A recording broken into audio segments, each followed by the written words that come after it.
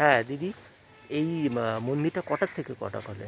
সকাল 9টা থেকে খোলে, হুম দুপুর 11:30 12টা অবধি মায়ের পুজো হয়। হুম এখন নিয়ম করেছে। হুম আর যদি কথা বলতে হয় মায়ের সাথে, কথা বলতে গেলে ভোরবেলায় 6টার মধ্যে এসে নামটা লেখাতে হয়। লাগাতে হবে। নামটা লিখিয়ে গেলে কি হয়, তাহলে ওরা এসে কথা বলতে হুম পারবে। হুম ওই জন্য এই রুলসটা উনি বানিয়েছেন হুম এখন। হুম।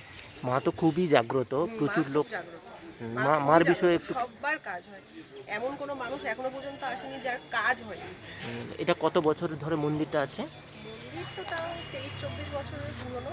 24 বছর হ্যাঁ, পুরনো।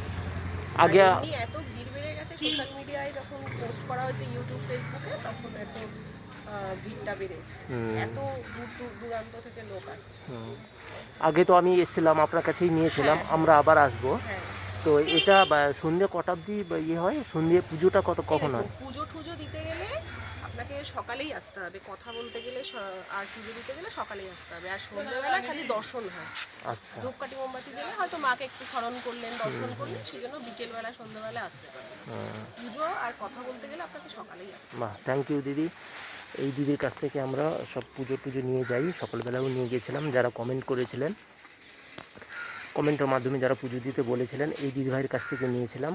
ওনাকে ধন্যবাদ কমেন্টের মাধ্যমে জানিয়ে দিন, উনি অনেক আমাকে হেল্প করেছিলেন।